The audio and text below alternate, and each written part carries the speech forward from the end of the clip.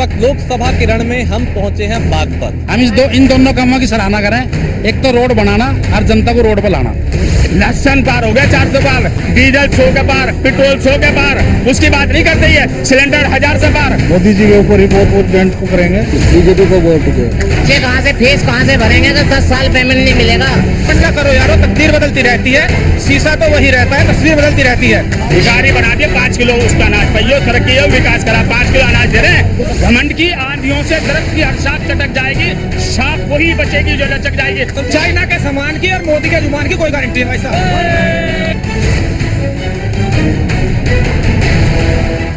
इस वक्त लोकसभा के रण में हम पहुंचे हैं बागपत। वो बागपत जिसे चौधरी चरण सिंह की विरासत कहा जाता है, जो किसानों का गढ़ कहा जाता है, जो जाट बहुल भी है, जातिगत समीकरण भी है, किसान बहुल भी है। और यहाँ की सियासत अपने आप में कई तरह के संदेश देती है। और कहा जाता है कि बागपत का जो संदेश है वो बहुत दूर तलक जाता है। पश्चिमी उत्तर प्रदेश का ये क्षेत्र काफी अहम है।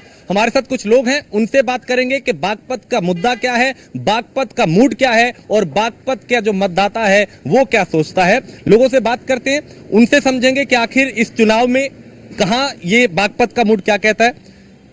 बागपत में चूंकि समीकरण सारे इस बार बदल चुके हैं। पहले जो चौधरी साहब उधर थे, अभी इधर आ गए हैं। जयंत चौधरी के बीजेपी के साथ जाने में क्या समीकरण बदला और क्या मुद्दा इस बार बागपत का? समीकरण तो पहले वाला ही है। जो लोग हैं वो पूरे बीजेपी के साथ जुड़े हुए हैं, मोदी जी के साथ जुड़े हुए हैं। मोदी जी के ऊपर ही बहुत डेंट को करेंगे। और मेन मुद्दा जो है यहाँ पे जो है विकास का ही है। बागपत जो अभी पिछड़ा हुआ है, उत्तर प्रदेश के काफी सारे इलाके जो व्यापार की दृष्टि से अच्छे चल रहे हैं, अभी जैसे जैसे कनेक्टिविटी बढ़ रही है तो उस हिसाब से बागपत का विकास भी बढ़ेगा, यही हम आशा करते हैं। और चूंकि ये किसान बेल्ट कहा जाता है, ऐसे में आपको लगता है किसानों के लिए इस सरकार ने काम किया? हाँ लगता है, बिल्कुल लगता है। अभी चौधरी चरण सिंह जो कल तक अखिलेश के साथ थे, अभी मोदी जी के साथ हैं, उनके इधर से उधर जाने में कोई माइंडसेट चेंज हुआ, कोई परिवर्तन हुआ, कोई समीकरण बदला? नहीं, कोई नहीं बदला, बिल्कुल बीजेपी को वोट दे। बीजेपी को वोट दे। तो देखिए यहाँ पे चूंकि और लोग हैं, उनसे बात करते हैं। क्या समीकरण यहाँ का, क्या मुद्दा? ये मुद्दा है किसानों का कोई काम नहीं हुआ, कुछ नहीं हुआ। किसानों की शहादत भूल गए जयंत चौधरी भी। 750 किसान शहीद हुए, बीजेपी सरकार में तो शहीद हुए। तो कह रहे हैं बहुत काम हुआ। क्या काम हुआ है बताओ, क्या गिनवा होना किसानों के लिए? क्यों किसान फिर बॉर्डर पे, क्यों उनके लिए किले को गाड़ी जा रही, बॉर्डर लगाए जा रहे हैं, उन्हें बॉर्डर पार नहीं किया जा रहा। ये भी तो बीजेपी सरकार है। और कहाँ ये गन्ने का पेमेंट कहाँ किसानों का? किसानों की आय कहाँ दुगनी होगी बताओ?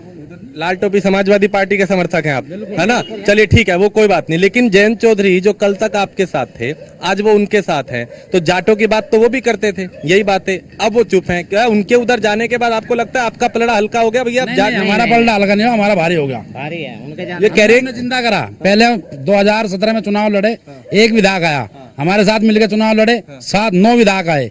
और अब 11 अगर हम साल होकर चल रहे हैं, हम भी अब भी 7 सीट दे रहे थे, लेकिन 7 उन्हें कम लगी, 2 ज्यादा लगी, और दोनों आ रहे हैं। खत्म हो जाएगी कहानी। तो कह रहे हैं हमने चौधरी साहब को भारत रत्न दे दिया, किसानों का सम्मान कर चौधरी चरण, इसीलिए वो कह रहे हैं चौधरी चरण सिंह अपने आप में खुद भारत रत्न है। भारत रत्न की जरूरत नहीं थी, वो खुद भारत रत्न है। क्या चौधरी साहब का वो भाजपा नहीं थी जब बंगला खाली हुआ, जब लट बजाया हाथरस में, जब जयंत चौधरी पर लट बजाया, जब भाजपा नहीं थी? जब किसान 750 किसान शहीद हो गए, तब भाजपा नहीं थी? तब कहाँ थी? बीजेपी। जब भाजपा के जो किसानों के नेता हैं मेन जयंत चौधरी, उन्होंने कुछ सोच समझ के तो निर्णय लिया होगा जो बीजेपी के साथ गए। वो इसलिए तो बीजेपी के साथ गए, उन्होंने कुछ सोच समझ के निर्णय लिया होगा कि हमारा बीजेपी के साथ जाने में हित है, किसानों का हित है, यही सोच करके तो वो बीजेपी के साथ गए। बताइए, उनको लगा कि यहाँ घाटे का सौदा है, किसानों का हित कैसे होगा, वो उधर चले गए। सुनो, घर अगर उन्हें लगा हित है, उनके जाने के बाद भी किसानों का धरना प्रदर्शन चल रहा है, वो क्यों समाप्त नहीं कराया? जयंत चौधरी अगर वहां गए तो अपनी बात क्यों नहीं मनवाई? क्यों जो है उनका धरना समाप्त नहीं करवाया? सड़कों पे ऐसा तो बागा बॉर्डर पे भी बांध नहीं लगा रहा, जैसा सड़कों पे यहाँ बॉर्डरों पे जो है प्रशासन ने जाम लगा रखा, किसान को घुसने नहीं दे रहा। आपको भी लगता है यहाँ पे जयंत के उस तरफ जाने के बाद कुछ समीकरण बदला? हाँ, समीकरण बदला है। जो आजकल बीजेपी में टूट थी वो पूरी हो गई है, क्योंकि जाट 2 समाज में बटा हुआ था, कुछ आधा बीजेपी में था और आधा आरएलडी के साथ में था, और अब एकजुट हो गए हैं। तो उससे सारे मतलब किसान का मेरे वर्ग के लिए काम हुआ है। किसान का मेरा वर्ग एक साथ जुट हो गया है, और एकजुट होने के बाद में ही एक शक्ति प्रदर्शन होता है, और जो कि वो हो चुका है, उसमें कहीं भी संशय नहीं है। अभी जैसे मेरे भाई ने कहा कि किसानों के लिए क्या किया है, अभी किसानों के लिए बिजली फ्री की गई है। क्या किसी गवर्नमेंट में हुई है बिजली फ्री? नहीं हुई है। नहीं, बिजली अभी कहाँ फ्री हुई है? घोषणा ही तो हुई है, घोषणा ही तो हुई है। नहीं, घोषणा हुई है, फ्री नहीं हुई है। घोषणा होने से क्या हो, घोषणा तो इन्होंने बहुत पहले करी थी। किसानों का आप ट्वेल्व के बिल नहीं आ रहे हैं, 12 के बिल नहीं आ रहे हैं, आप जाके देख सकते हैं। किसानों से पूछो, हम किसान हैं, हमसे पूछो। मूल रूप से ये जो कॉन्स्टिट्यूएंसी है जिसमें हम खड़े हैं, यहाँ की हवा में चौधरी साहब को महसूस किया जाता है। प्रश्न ये उठता है, ये देश की जो सल्तनत होगी उसका चुनाव है। आज जो हालात बदले हैं, जैन जी की क्या मजबूरियां रही होंगी ये तो वो जानते हैं, लेकिन मूल रूप से जो हमारा उनका 22 में गठबंधन था वो एक नेचुरल गठबंधन था। आप लोग भी, बौद्धिक जगत के लोग भी, मीडिया के लोग भी जैन चौधरी जी के इंटरव्यू देख रहे होंगे। मैं देख रहा था एक नेशनल इलेक्ट्रॉनिक मीडिया पर, वो कह रहे थे हमने विचारधारा नहीं बदली है। तो इसका मतलब ये गठबंधन कोई गठबंधन तो है नहीं। अब बहुत जिस तरह का एक आजकल माहौल बनाया जा रहा है ये उसके कारण है। जहां तक घाटा तो इसमें समाजवादी पार्टी का भी है ना, अगर उनका साथ छोड़ा तो अभी वो कह रहे हैं कि हम अभी बहुत से गांव में गए, जाट थे या अलग समुदाय के किसान थे, वो कह रहे हैं जहां जैन थे हम वहां हैं, तो इसमें पीछे तो आप रह गए। देखिएगा, हमारी जो पार्टी है चौधरी चरण सिंह की जो राजनीतिक और बौद्धिक विरासत है उसका प्रतिनिधित्व करती है, साफ सी बात है। और उनकी विरासत का लगभग 99% हिस्सा समाजवादी पार्टी के साथ है और हम ही उनके राजनीतिक उत्तराधिकारी हैं। अगर आप लोग मैनिफेस्टो उठा के देखें तो हमारा जो मैनिफेस्टो होता है उसमें किसान केंद्र बिंदु होता है, ठीक है।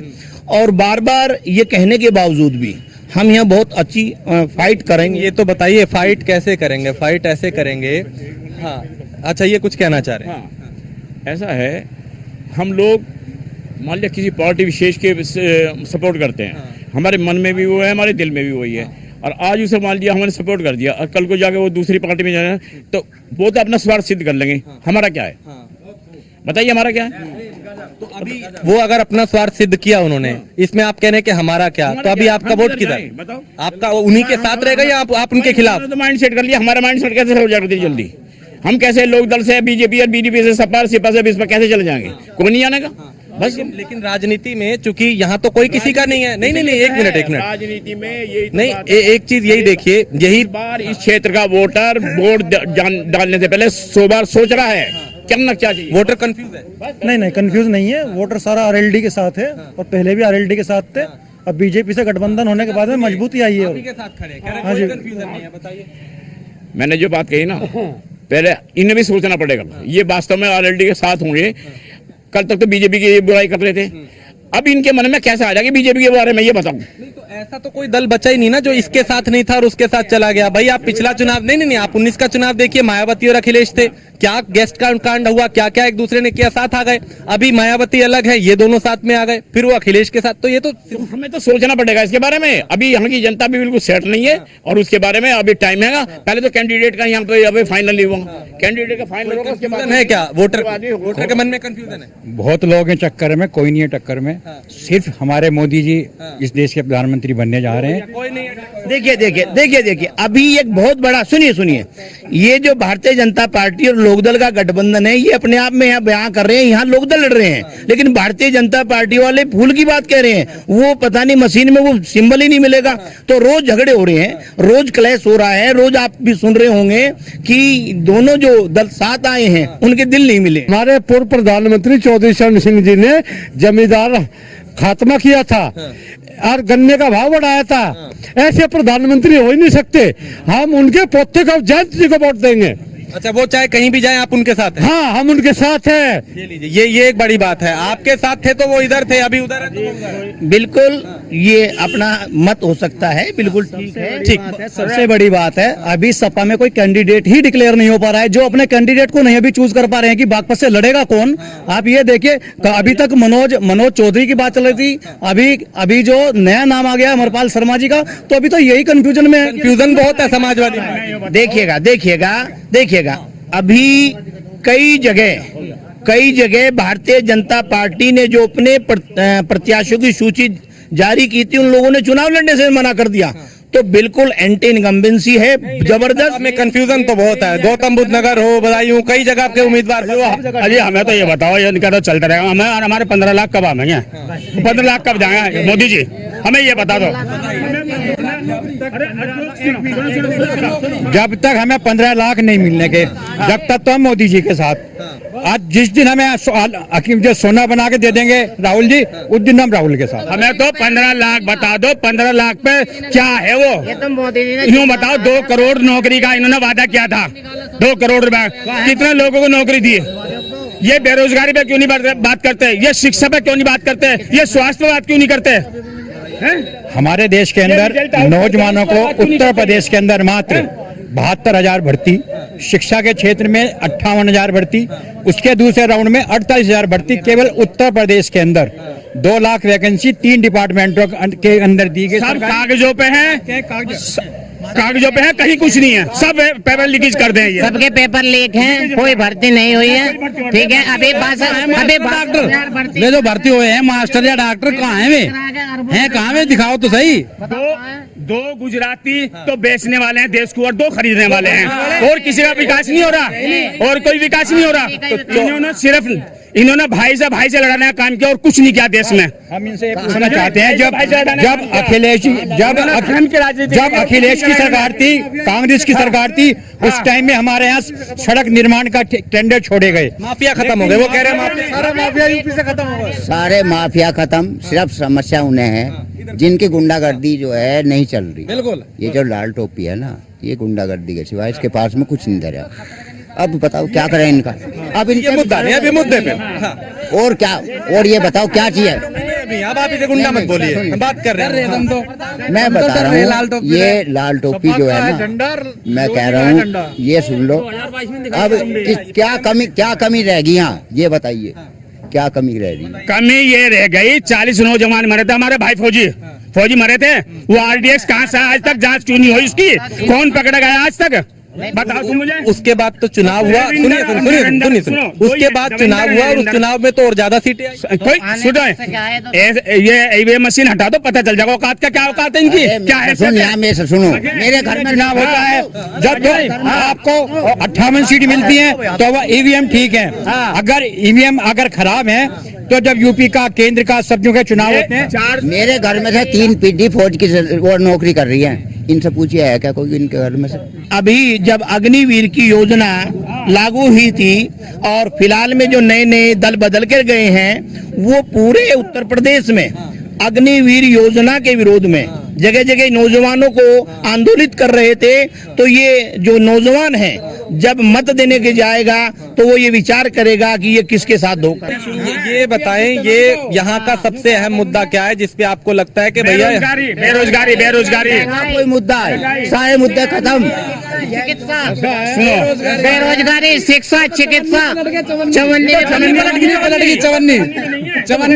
भी नहीं है, ये तो दुवन्नी भी नहीं पाई। हो रहा है खिसियानी बिल्ली खंबा नो चाहिए, ये रुपया हो गया, ये चवन्नी नहीं, अब ये रुपया हो गया। क्योंकि जब तक इनके साथ थे तो इनका वजन भी था, आज वो उधर चले गए तो वो रुपया हो गया। पड़ा हुआ सड़क पर मेरा ताम झाम होगा। देख देखो। एक मिनट भाई, एक सेकंड। चौधरी चरण सिंह जी ने तो कमाल करके दिखाए, गन्ने का भाव बढ़वाया और हम जमींदार बनाए 36 जाति। अरे देने तो जाति बनाए 36 जाति। चौधरी चरण सिंह की नजर में कोई जाति नहीं थी, हम बेरोजगार थे, सब एक। जैन चौधरी पे हाथरस में लाठी बज रही थी, उस दिनों को भूल गया?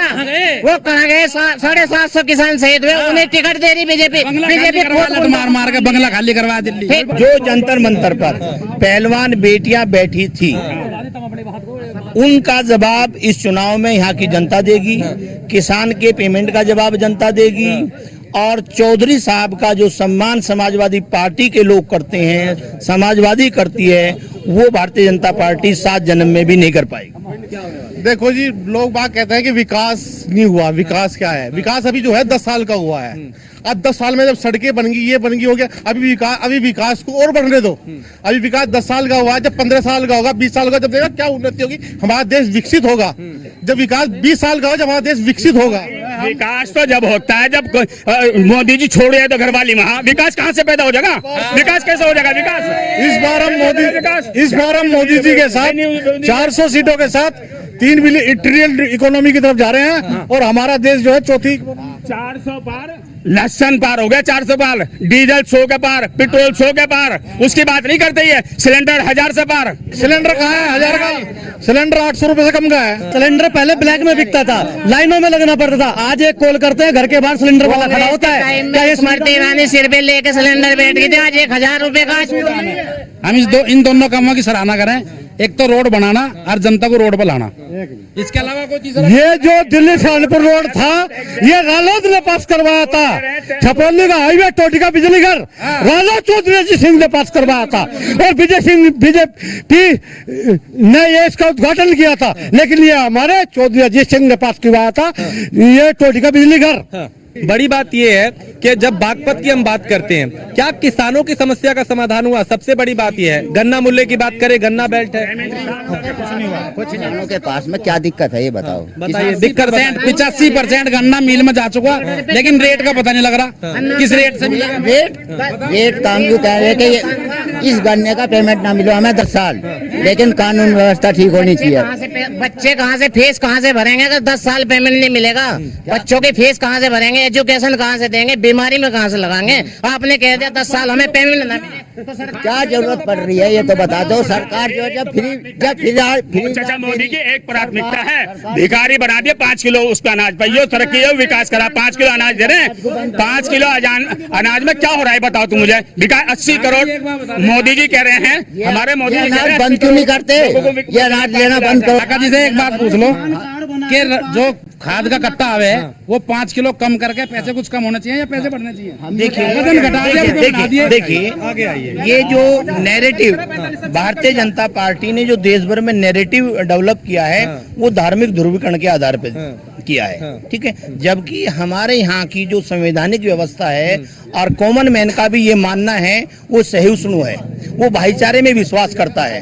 तो समाजवादी पार्टी भाईचारे में विश्वास करती है और जो ये 26 अप्रैल को चुनाव होने जा रहा है, निश्चित रूप से बागपत लोकसभा क्षेत्र का लगभग 16.5 लाख। बताइए उधर देखिए बड़ी संख्या में समाज। लेकिन एक बात बताइए, 1 मिनट, एक सवाल ये भी है कि एक तरफ हम मोदी जी को देख रहे हैं, योगी जी को देख रहे हैं, बीजेपी के दिग्गज सभाएं सब कर रहे हैं, अखिलेश यादव कहाँ है? बिल्कुल, अखिलेश यादव बराबर प्रतिदिन कार्यालय के बाद प्रतिदिन किसी न किसी जिले में है, प्रतिदिन। ये आपको लग रहा है चुनाव मुहाने पे अभी आप घर में ये मीडिया समीक्षा हारने के बाद में अपनी समीक्षा। अगर वोटर साइलेंट है, वोटर साइलेंट नहीं, आपके नेता क्या कर रहे हैं वोटर पे साइलेंट? अगर कोई सुनिए, अगर कोई नेता एक दिन में सबसे अधिक व्यक्तियों से फेस टू फेस संवाद कर रहा है तो अखिलेश यादव कर रहे हैं। कहाँ कर रहे हैं? बिल्कुल कर रहे हैं, घर में, रोज नहीं, घर में, जनपद में है, हर जिले में घर में बैठ के हारने की समीक्षा। कल कन्नौज में थे, फिर कार्यालय आए, फिर लोगों से मिले वहाँ, ऐसे तो कोई भी नहीं मिलता। मैं कह रहा हूँ कि घर में एक मिनट, हमारे चौधरी चरण सिंह जी ने, ये तो अब हमें याद हो गया ये वाला डायलॉग, जमींदारा खात्मा करके हम 36 जाति को जमींदार। ठीक सुनो, और गन्ने का भाव बढ़ाया, चौधरी अजीत सिंह ने मिल बनवाए, टोटी का बिजली घर बनवाया। अच्छा, और चौधरी जयंत चौधरी जैसे नेता बेदाग है ही नहीं। ठीक है।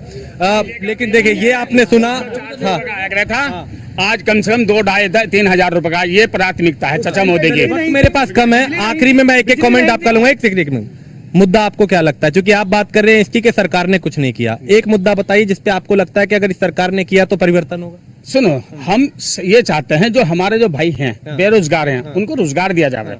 रोजगार एक बड़ा मुद्दा है, ये चुनौती बड़ा मुद्दा है, महंगाई सबसे बड़ा मुद्दा है। चीज जो है कानून व्यवस्था, सुरक्षा, स्वास्थ्य, शिक्षा, सब पे जोर, सबका कानून व्यवस्था।